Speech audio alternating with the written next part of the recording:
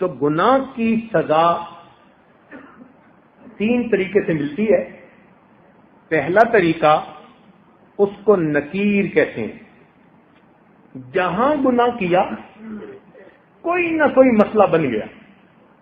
چنانچہ کتنے دوست آ کے خود بتاتے ہیں، کہتے ہیں حضرت ہم اس فیز میں سے خود گزرے ہیں، جہاں کہیں کوئی ہم نے الٹا کام کیا 24 گھنٹے کے اندر ہمیں کوئی خبر مل جاتی، ہمارا بھی کام الٹا ہو جاتا۔ اس کو نکیر کہتے ہیں۔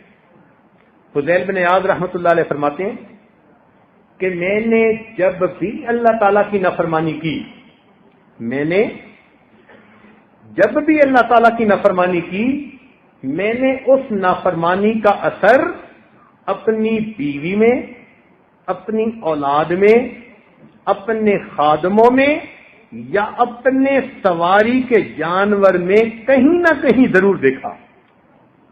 میں نے اللہ کی نافرمانی کی، میرے جتنے ماتحت تھے اس میں سے کسی نہ کسی نے میری نافرمانی کی۔ تو ہم غور کریں، اگر آج بیوی ہماری بات نہیں سنتی تو کہیں اللہ تعالیٰ کی نافرمانی کا یہ نقد سزا تو نہیں ہے؟ آج اولاد جو نافرمان بن گئی، کہیں اللہ تعالیٰ کی نافرمانی کی نقد سزا تو نہیں ہے؟ کام کرنے والے کاروبار میں جو دھوکے دے جاتے ہیں، کہیں یہ نقد سزا تو نہیں ہے؟ تو اس کو نکیر کہتے ہیں کہ گناہ کیا اور اس گناہ کی فوراً سزا ملی، غلطی کی، تھپڑ لگ گیا تو پھر سنبھل گیا کہ اچھا اب نہیں کرنا۔ یہ اللہ تعالیٰ کی رحمت ہوتی ہے۔ غلطی پر جب ماں تھپڑ لگا دیتی ہے نا تو ماں کی شفقت ہوتی ہے، سمجھانا ہوتا ہے خبردار آئندہ نہ کرنا۔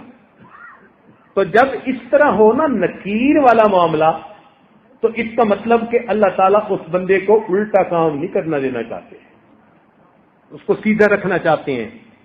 تو اللہ تعالیٰ کی نظر عنایت ہوتی ہے۔ تو ایسا کوئی واقعہ پیش آ کے تو پھر اس بندے کو اللہ تعالیٰ اپنی طرف متوجہ کر لیتے ہیں۔ یہ جو اس قسم کی مشکلات آتی ہیں نا، یہ کئی مرتبہ اس لیے آتی ہیں کہ بندے کی آنکھیں کھل جائیں۔ ایک اصول یاد رکھیں، خوشیاں سلاتی ہیں اور غم جگاتے ہیں۔ خوشیاں سلاتی ہیں اور غم جگاتے ہیں۔ جب غم آتے ہیں نا تو پھر بندے کو خدا یاد آتا ہے۔ جو پہلے فرض نماز بھی نہیں پڑھتا تھا، اب وہ فرض پڑھنے کے بعد اشراق بھی پڑھ رہا ہے، اوابین بھی پڑھ رہا ہے۔ جس کو ایک صفحہ قرآن مجید کا تلاوت کی توفیق نہیں تھی، وہ آج بیٹھا ہوا سورہ یاسین بھی پڑھ رہا ہے، سورہ ملک بھی پڑھ رہا ہے، تغابن بھی پڑھ رہا ہے۔ لگتا ہے پورا قرآن پڑھ کے اٹھے گا۔ پوچھیں کیا بنا؟ یار ایک پریشانی ہے، بس دعا کرو اللہ دور کر لے۔ تو پریشانی کئی مرتبہ بندے کی یاد دہانی کا سبب بن جاتی ہے۔ وہ پھر اللہ کے گھر آتا ہے، ریئلائز کرتا ہے، معافیاں مانگتا ہے، اللہ تعالیٰ اس پریشانی کو دور فرما دیتے ہیں۔ تو یہ بھی رحمت بن جاتی ہے۔ ایک اور صورت ہے پریشانی کی، اس کو کہتے ہیں تاخیر۔ تاخیر کا مطلب ہوتا ہے ڈیلے کر دینا۔ یہ پہلے سے بڑی سزا۔ وہ جو نقد تھپڑ لگتا تھا نا، یہ اس سے بڑی سزا کہ اللہ تعالیٰ اس کو فوراً تھپڑ نہیں لگاتے، موقع دے دیتے ہیں، ڈھیل دے دیتے ہیں۔ اچھا تم کرتے ہو، کرتے پھرو، ہم بھی تمہارا بندوبست کریں گے۔ تو اللہ تعالیٰ اس کو موقع دیتے ہیں، پھر وہ بندہ زیادہ برائیوں میں دب جاتا ہے، گھس جاتا ہے۔ جب زیادہ برائیوں میں دھنس جاتا ہے پھر اللہ تعالیٰ کی اچانک پکڑ آ جاتی ہے، اور یہ پہلے سے بڑی سزا، بہت بڑی سزا۔ چنانچہ ایک عورت کا واقعہ، ان پڑھ تھی مگر زبان کی ذرا تیز بھی تھی، اللہ نے اسے بیٹا دیا۔ ایک دن کسی کام میں مشغول تھی اور وہ بیٹا پیچھے پیچھے پیچھے پیچھے۔ کچھ بچوں کو نا گودوں کا چسکا ہوتا ہے، ہر وقت کی گود میں رہتے ہیں۔ یہ چاہتی تھی میں کام سمیٹوں اور بچہ چاہتا تھا کہ مجھے یہ گود میں لے لے. تو اس نے اس کو لٹایا، فیڈر بنا کے دیا اور اس کو کہا کہ خبردار جو اب اٹھ کے میرے پیچھے آیا. فیڈر دودھ پی اور یہیں لیٹا ہے.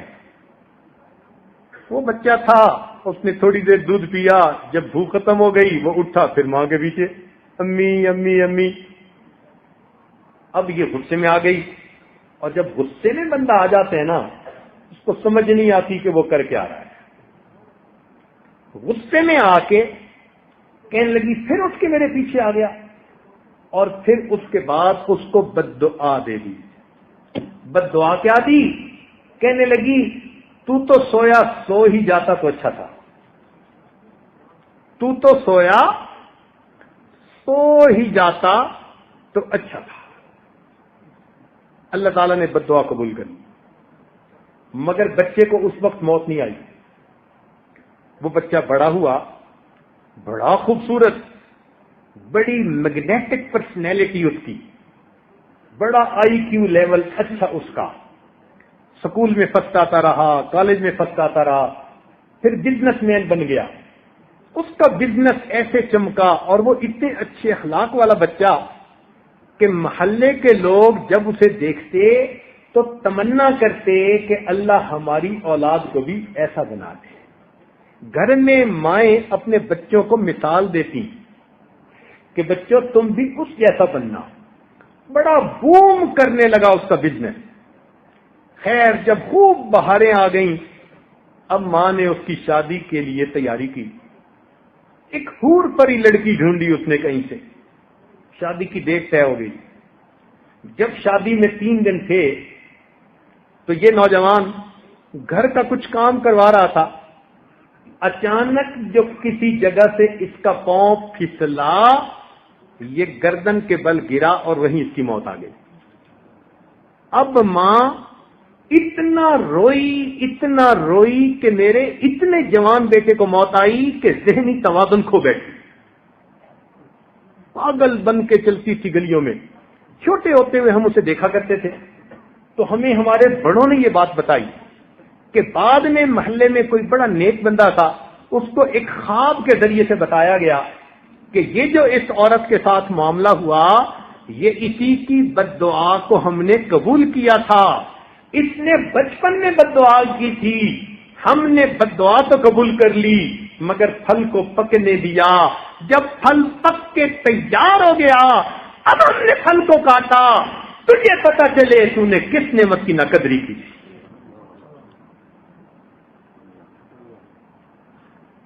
کتنی بہنیں ہیں جو اپنے بھائیوں کو بد دعا دیتی ہیں، کتنی مائیں ہیں اپنے بیٹوں کو بد دعا دیتی ہیں، کتنی بیویاں ہیں اپنے خاندوں کو بد دعا دیتی ہیں، پھر بعد میں بیٹھ کے روتی ہیں.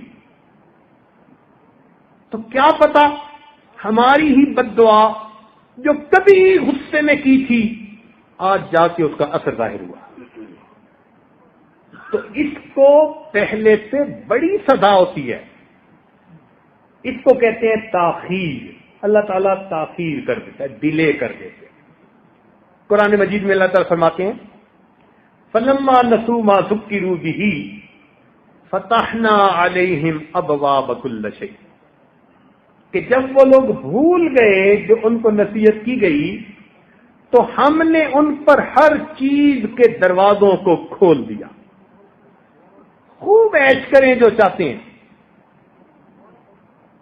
حتی اذا فرحوا بما اوتوا، حتیٰ کہ جب وہ بڑے خوش ہو گئے جو ان کو ملا تھا اور خوب موج میلہ کرنے لگے. اللہ تعالیٰ فرماتے ہیں اخذناہم بغتۃ، ہم نے اچانک ان کو اپنی پکڑ میں لے لیا. یہ بہت خطرناک سزا ہوتی ہے. اس لیے میرے دوستو، جب انسان گناہوں بھری زندگی گزار رہا ہو اور اللہ تعالیٰ کی نعمتوں کی بارش بھی اپنے اوپر دیکھ رہا ہو تو یہ بڑا ڈرنے کا مقام ہوتا ہے.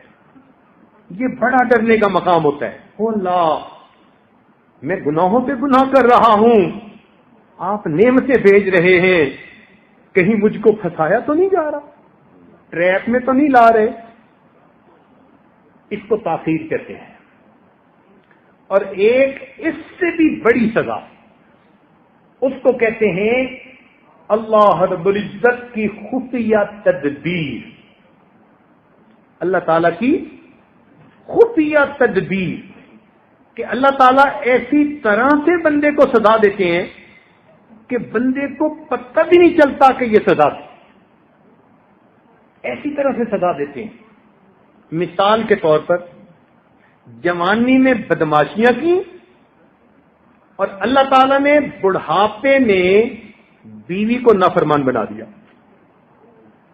جب اولاد جوان ہو اور ماں کا ساتھ دے رہی ہو اور اس وقت بیوی اپنے خاوند کی نافرمان ہو جائے تو جتنا بڑھاپا اس بندے کا خراب ہوتا ہے وہ اپنی کیفیت کسی کو بتا بھی نہیں سکتا. تو کرتوت جوانی کے, سزا ملی بڑھاپے. اب دل کا دکھ کس کو کہے؟ اس کو کہتے ہیں اللہ تعالی کی خفیہ تدبیر.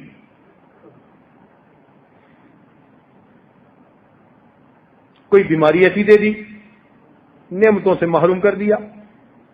چنانچہ ایک عورت نے خط لکھا کہ حضرت 7 سال ہو گئے, میں قسم قسم کے کھانے بناتی ہوں اور گھر میں آئے ہوئے مہمانوں کے لیے دسترخوان پہ لگاتی ہوں, لیکن خود السر کی مریضہ ہوں. 7 سال میں فقط جوسز وغیرہ پی کے گزارا کرتی ہوں, لیکوڈ چیزیں.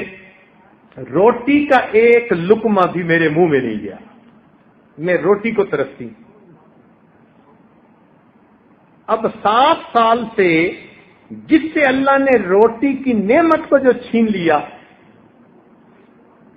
اس کو احساس بھی نہیں کہ یہ میرے گناہ کی سزا تھی جو مجھے مل رہی ہے.